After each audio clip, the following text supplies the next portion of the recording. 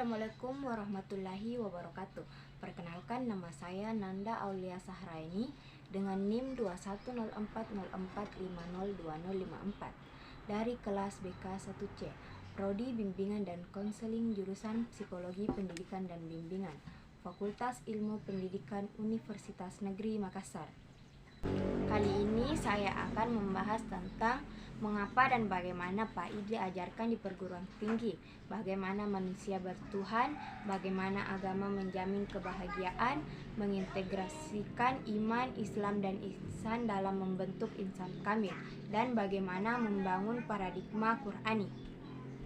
Mengapa dan bagaimana PAI diajarkan di perguruan tinggi?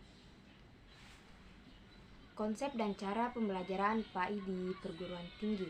Definisi pendidikan agama Islam.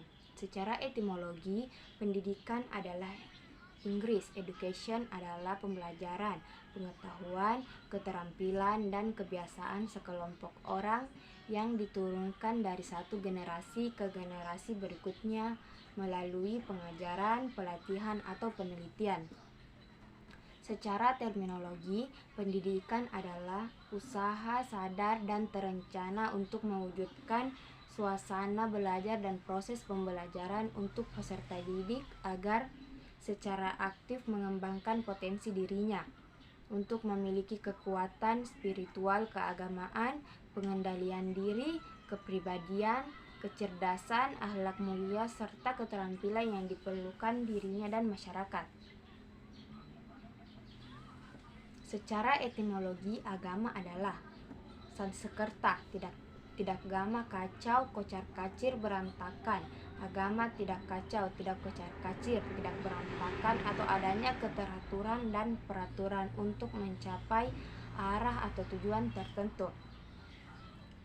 Arab, din berasal dari kata dana, yaitu yadinu, dinan yang berarti tatanan, sistem atau tata cara hidup. Jadi, din berarti tata cara hidup. Secara terminologi, agama adalah ajaran atau sistem yang mengatur tata keimanan atau kepercayaan dan kepribadian kepada Tuhan yang Maha Kuasa, serta tata kaidah yang berhubungan dengan pergaulan manusia dan manusia serta lingkungannya. Pengertian Islam secara etimologi artinya damai, selamat, tunduk, dan bersih. Kata Islam terbentuk dari 3 huruf, yaitu Sin, Lam, Mim, yang bermakna dasar selamat.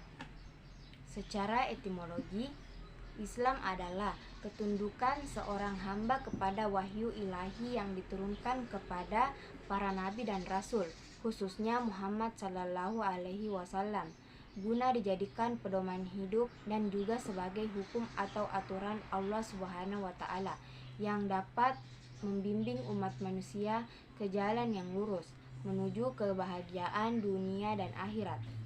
Mengapa PAI diajarkan di perguruan tinggi? Yaitu untuk memberikan landasan pengembangan pada kepribadian mahasiswa agar menjadi kaum intelektual yang senantiasa beriman. 2. Untuk memberikan landasan pengembangan pada kepribadian manusia agar menjadi kaum intelektual yang senantiasa mengingat Allah SWT.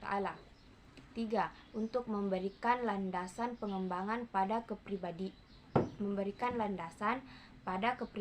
mahasiswa agar menjadi kaum intelektual yang senantiasa memiliki budi pekerti yang baik.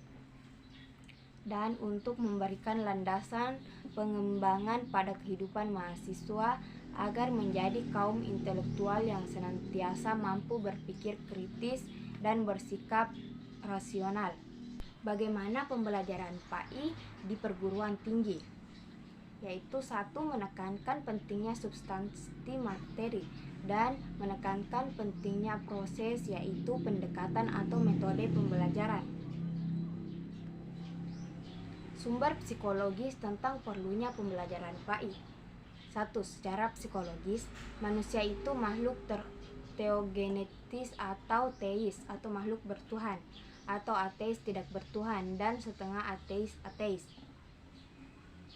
2. Secara psikologis pula, pada dasarnya manusia suka bertobat, yakni meninggalkan perbuatan keji dan maksiat, lalu memilih jalan taat.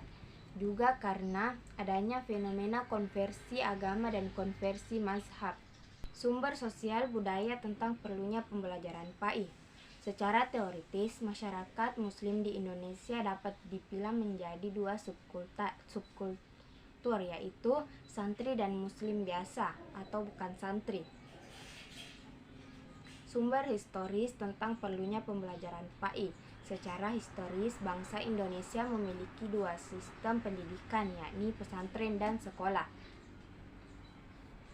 Sumber yuridis tentang perlunya pembelajaran PAI, yaitu Pancasila, Undang-Undang Dasar 1945 hasil amandemen, Undang-Undang Nomor 20 Tahun 2003 tentang Sistem Pendidikan Nasional, Undang-Undang Nomor 17 Tahun 2007 tentang Rencana Pembangunan Jangka Panjang Nasional 2005 sampai dengan 2025.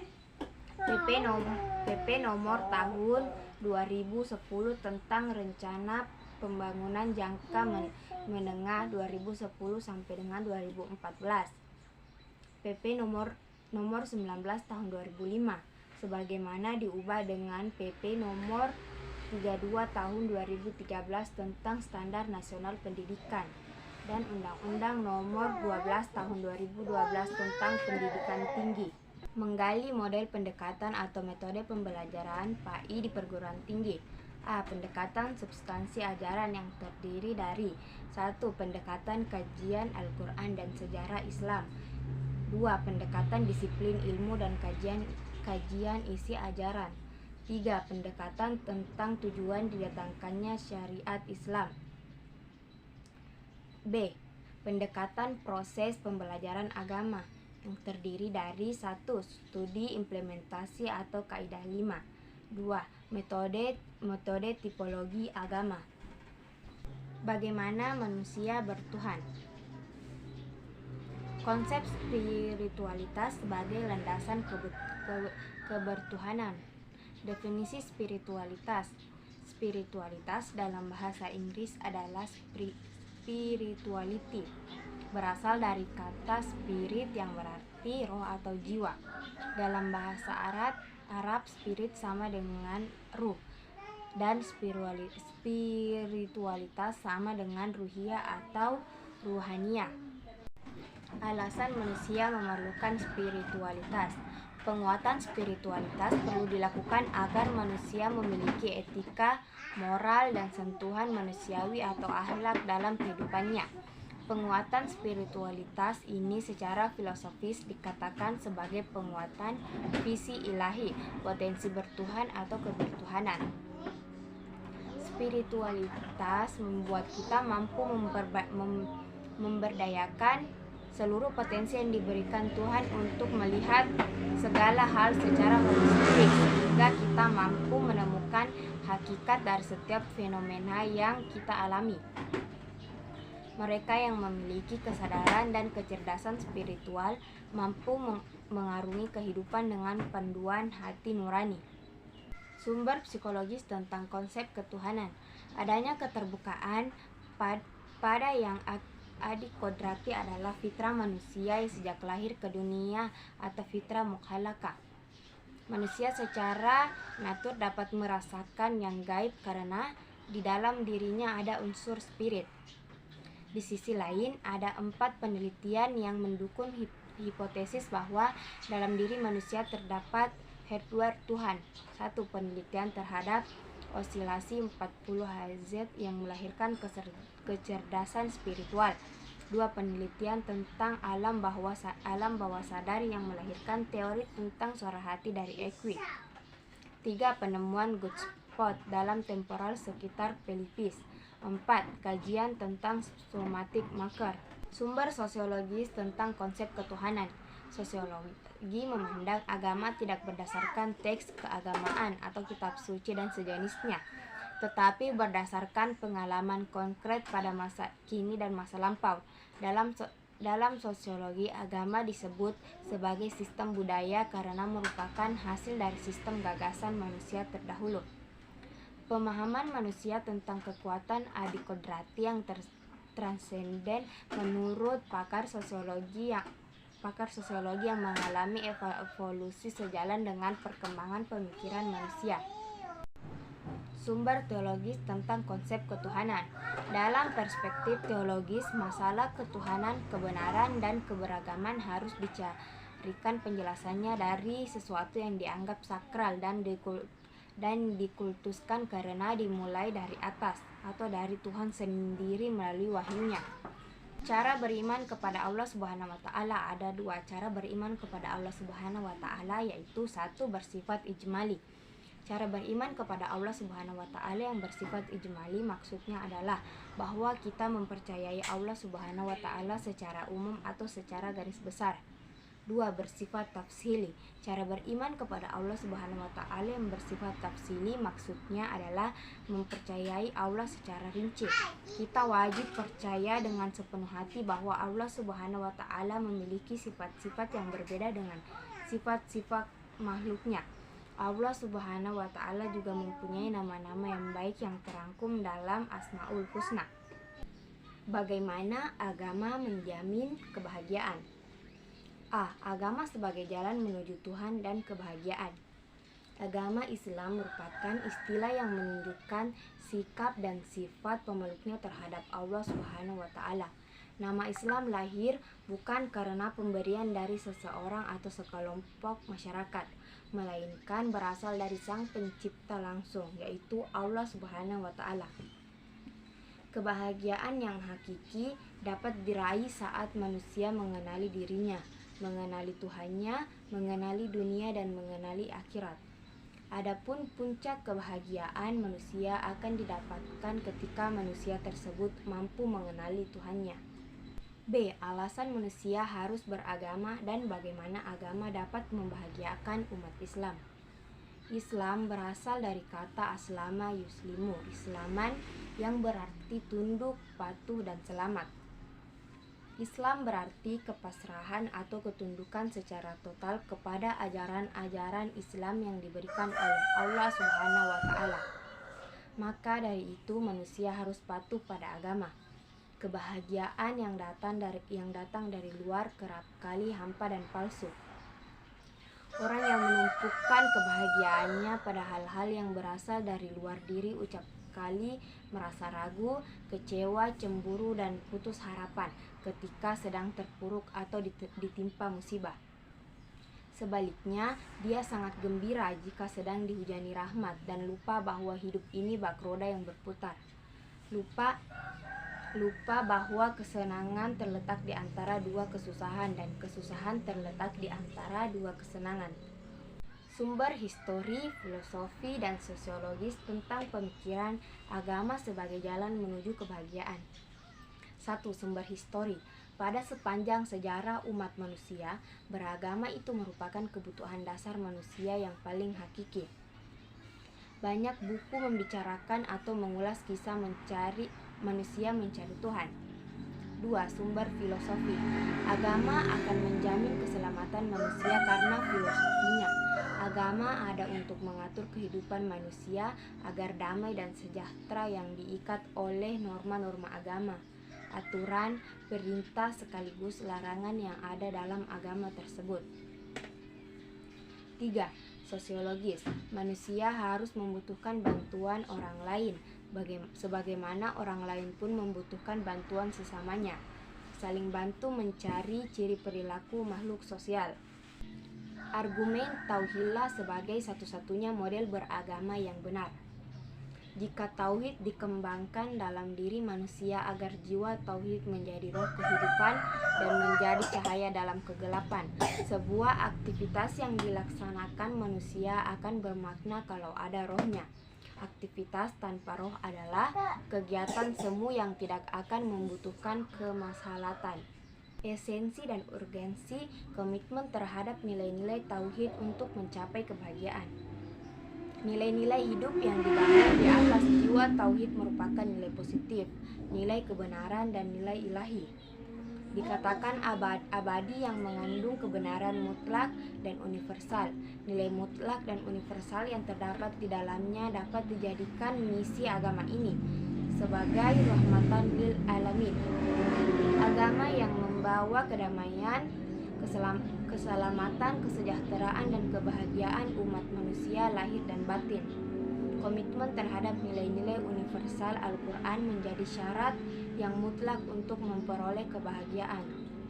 Roh kebahagiaan adalah jiwa tauhid yang di atas jiwa tauhid itu ada nilai-nilai universal dibangun.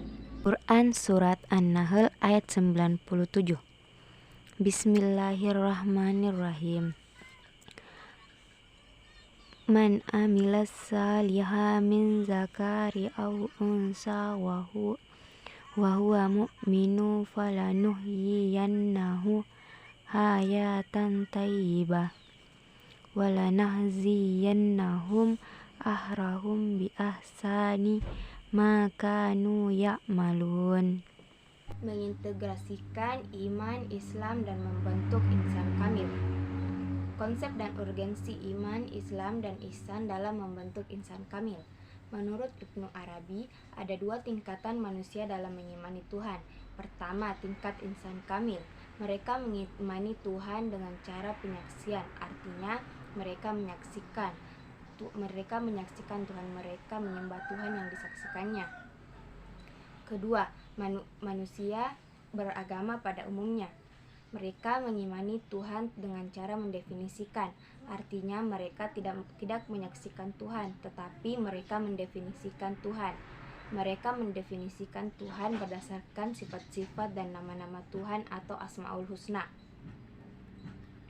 Abdul Karim Al-Jili membagi insan kamil atas 3 tingkatan. Tingkatan itu sebagai berikut, yaitu tingkat pemula atau al-bidayah.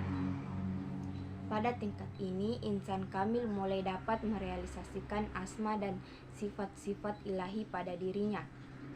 2. Tingkat menengah atau at-tawasut. Pada tingkat ini, insan kamil sebagai orbit kehalusan sifat kemanusiaan yang terkait dengan realitas kasih Tuhan. Pengetahuan yang dimiliki oleh insan kamil pada tingkat ini telah meningkat dari pengetahuan biasa, karena sebagian dari hal-hal yang gaib telah dibukakan Tuhan kepadanya. Ketiga, tingkat terakhir atau Al-Kitam. Pada tingkat ini, insan kamil telah dapat merealisasikan citra Tuhan secara utuh. Ia pun telah dapat mengetahui rincian dari rahasia penciptaan takdir. Alasan mengapa iman, Islam, dan ihsan menjadi persyaratan dalam membentuk insan kamil. Alasan mengapa iman, Islam, dan ihsan menjadi syarat dalam membentuk insan kamil. Sebagai contohnya di dalam pada perkuliahan pendidikan agama Islam, rata-rata mahasiswa yang berpendapat akan adanya iman atau percaya pada Allah Subhanahu wa taala. Jadi, orang yang beriman jika mereka percaya akan keberadaan Allah Subhanahu wa taala, percaya adanya malaikat-malaikatnya, percaya pada kitab-kitabnya, percaya adanya rasul-rasul, percaya akan adanya hari akhir, percaya pada takdir, seperti rukun iman yang telah diajarkan sejak dini. Ketika mahasiswa ada yang ditanyakan, apakah Anda percaya akan adanya Allah? Mereka semua menjawab sama, yaitu percaya. Dan kemudian pertanyaan yang sesuai dengan rukun iman pasti menjawab percaya. Kemudian adanya pertanyaan, apakah ada orang yang tidak percaya Tuhan? Rata-rata mereka menjawab, pasti ada orang yang percaya, pasti ada orang yang percaya tidak adanya Tuhan, atau yang kita sebut ateis. Maka kita dapat simpulkan bahwa orang-orang yang tidak percaya adanya itu disebut kafir. Kemudian adanya pendapat bahwa iman itu harus lengkap, tidak hanya percaya Tuhan, tetapi percaya pada Nabi Muhammad SAW. Maka dari itu kita dapat simpulkan bahwa orang-orang yang beriman adalah orang Islam saja.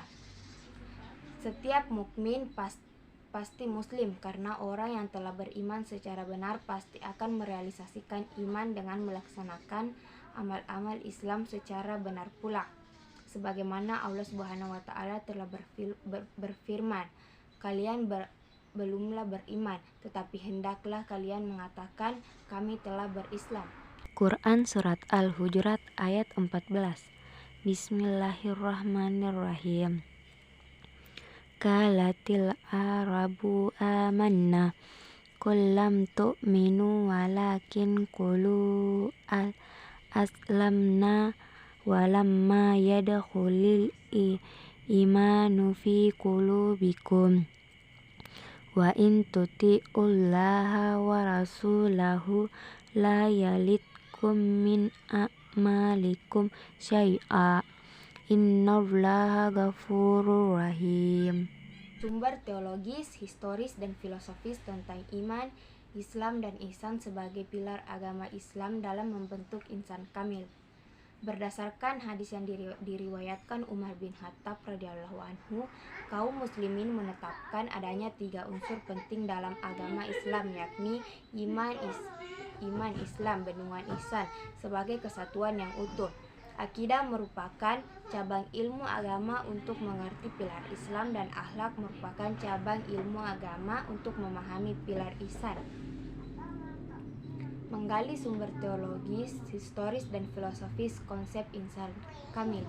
Istilah insan kamil atau manusia sempurna pertama kali diperkenalkan oleh Syekh Ibnu Arabi abad ke-14.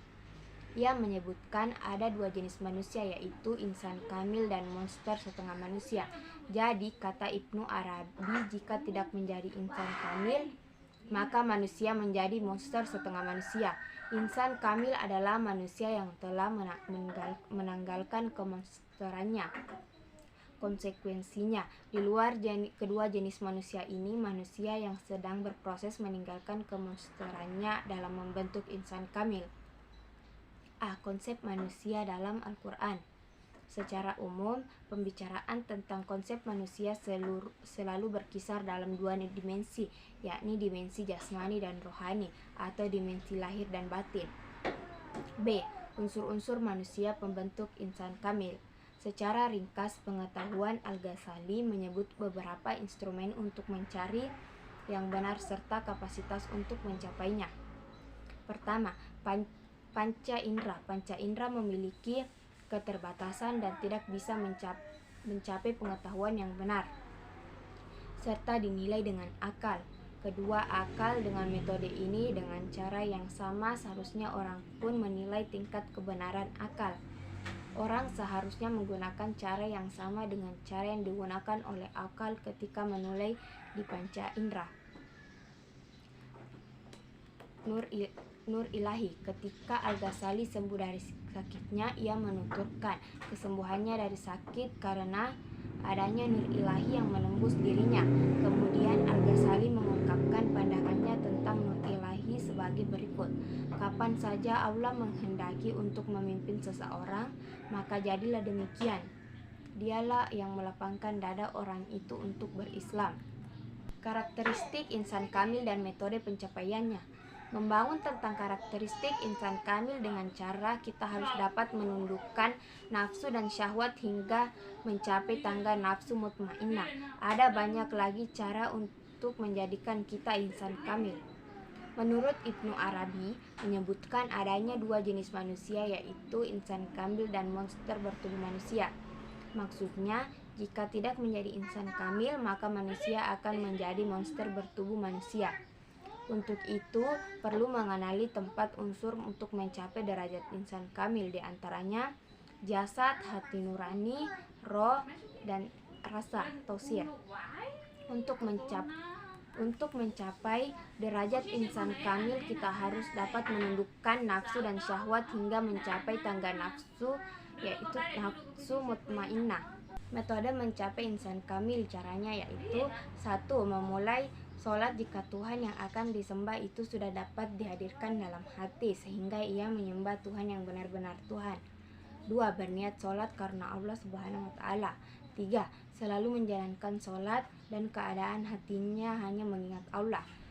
4. Sholat yang telah didirikannya itu dapat mencegah perbuatan keji dan mungkar. Membangun paradigma Qur'ani. Konsep dan karakteristik paradigma Qur'ani untuk menghadapi kehidupan modern.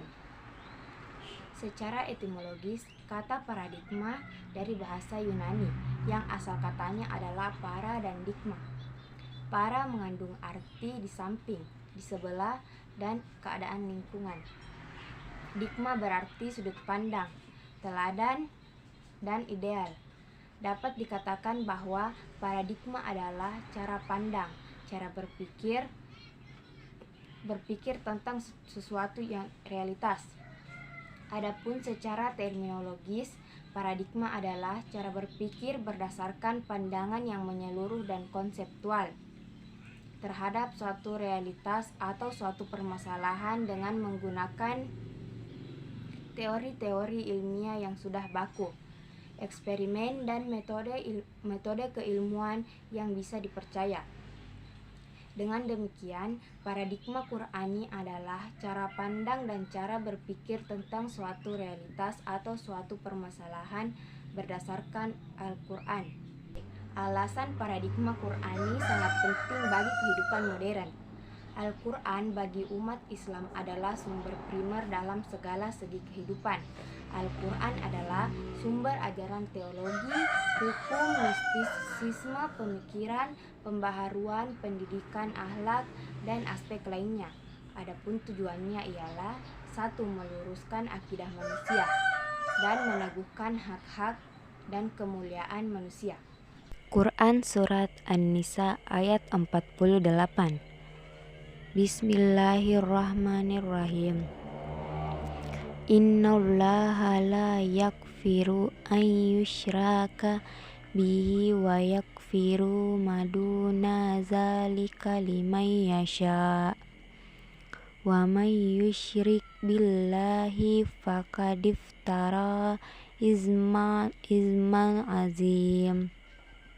Dalam ayat tersebut dijelaskan hukum Islam memandang syirik sebagai suatu tindakan pidana atau jarimah yang sangat terlarang. Maka dari itu, adapun secara rinci menjaga kaidah tersebut mencakup aspek-aspek antara lain, yaitu 1. Menegakkan pokok-pokok tauhid, 2. Mensahihkan akidah tentang kenabian dan kerasulan, 3. Meneguhkan keimanan terhadap akhirat dan keyakinan akan adanya balasan yang akan diterima di akhirat. 2. Meneguhkan kemuliaan manusia dan hak-hak manusia. Dalam meneguhkan kemuliaan manusia dan hak-hak, ada 3 cakupan dari hal tersebut, yaitu 1. Meneguhkan kemuliaan manusia, 2. Menetapkan hak-hak manusia, 3. Meneguhkan hak-hak duafa atau orang-orang lemah secara ekonomi. C. Menggali sumber historis, filosofis, psikologis, sosiologis, dan pedagogis tentang paradigma Qur'ani untuk kehidupan modern. Pada zaman keemasan Islam, Al-Quran dijadikan sebagai paradigma dalam segala aspek kehidupan dan Rasulullah menjadi role model atau uswatun hasanah dalam mengimplementasikan Al-Quran dalam kehidupan sehari-hari.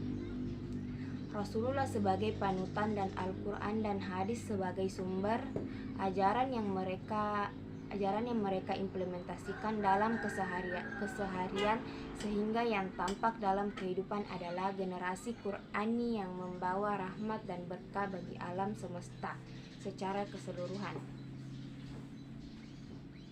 Selain masyarakat muslim menjadikan Al-Quran menjadikan paradigma sebagai aspek kehidupan, faktor penyebab kemajuan pada zaman keemasan Islam adalah sikap umat Islam yang mencintai dan mementingkan penguasaan iptek.